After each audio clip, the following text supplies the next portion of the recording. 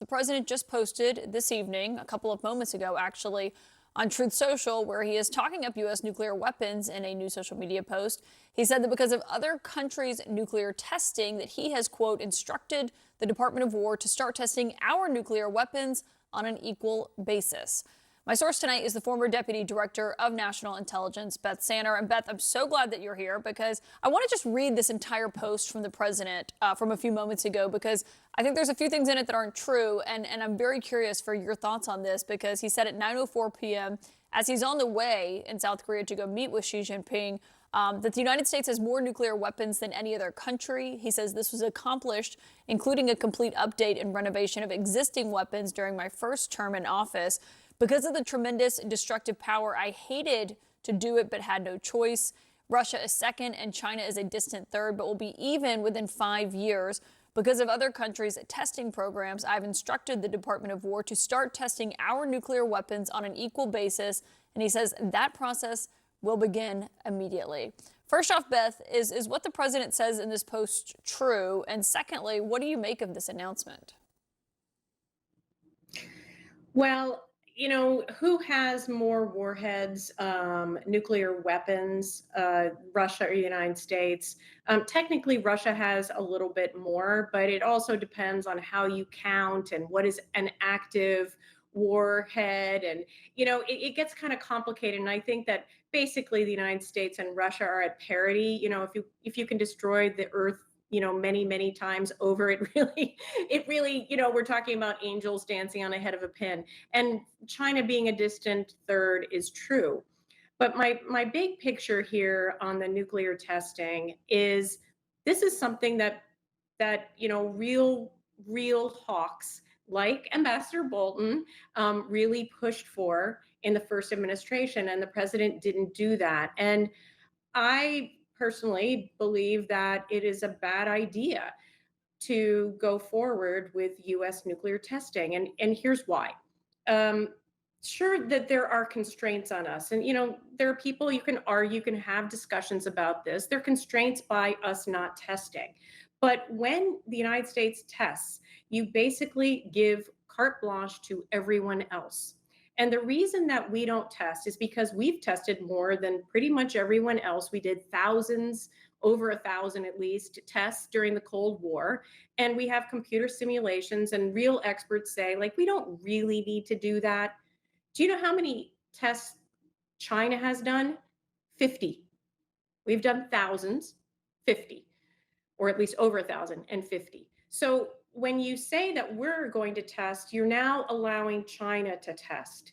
And so when the president correctly says they're a distant third, what would allow them to catch up faster? Partly testing, because they haven't done as much. And so my view on this is, yes, we give up a little bit in terms of constraining ourselves when we have a test ban treaty and we uphold it. But when we break that, other countries who are our adversaries benefit more than we do. Well, how does someone like Xi Jinping, who is on his way for his first face-to-face with Trump in 6 years, how does he read a message like that moments before they sit down together? I know it's a little bit of a crazy Ivan taking a Tom Clancy phrase. I don't really know what that came from or why it would be now. I I think it might be that someone told him that China was testing, or I don't know exactly, but that's not really the case. So I'm not really sure what this point is that other people are doing it, so we should be doing. I'm not really getting that. I might be missing something though, Well, okay? what Because about it's a new thing and I haven't. the other thing, though, that I thought about I don't. was the North Korea aspect of all of this that has kind of been part of this meeting. I was listening to the president speaking with reporters last night on Air Force One, and he was saying, they'd been making some overtures about having the two of them sit down together. We have not yet seen North Korea respond to that, I don't think, but they were firing missiles off of their west coast the other day. Do you think that has Well, anything to do with this calculation, or how is that something that they go into this meeting with that in the background of yeah, this? that's interesting, Caitlin. Very smart of you. Um, But look, we've been waiting for North Korea to do a nuclear test, for about 2 years now, and they haven't done one. That would be necessary, we think, for them to miniaturize their warheads enough that they could really be sure that an ICBM, which they have, that could reach anywhere in the United States, that it would have a warhead that would explode as expected. And so we've been waiting for them to do that. So this could be about North Korea. Now those missile tests are short range ballistic missiles, and maybe that it could be a North Korea angle. As far as I know, there isn't going to be a meeting with Kim. The president has floated that, and maybe he's frustrated that they haven't responded. I don't know. We'll probably find out a little bit more about what this is all about in the next day or so.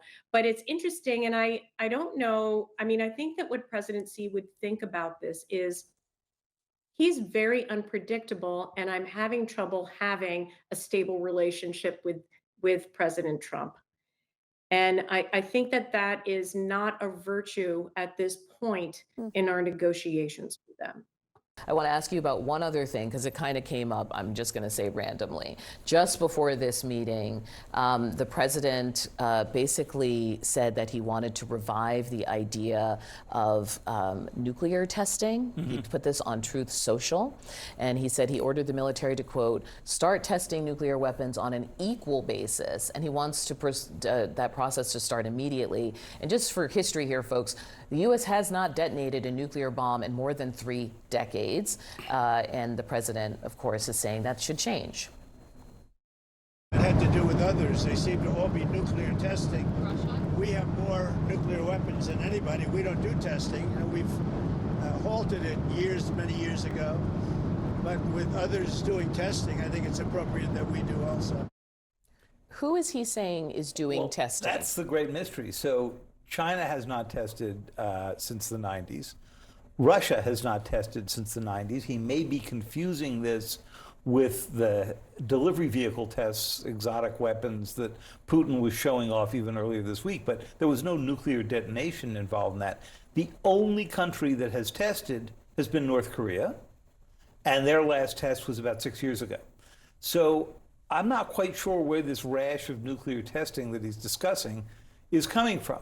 Now, there has been pressure from many in the nuclear community to say that you can't go 3 decades without doing tests, and that it's not. And we enough should to say do one of the community reasons modeling. why they stopped is because they were using mathematical models, and they were able to say, look, that we think there's another way to do this. And because we've got nations around the world to sign but not ratify, unfortunately, the Comprehensive Test Ban Treaty, which was supposed to stop testing around the world. Is this a sign the U.S., which had never signed on to nuclear proliferation, is just further disinterested in being a leader on the idea of like de-escalating nuclear ambition? And the Comprehensive Test Ban Treaty was basically an American-driven idea that America never ratified because they couldn't get through the Senate.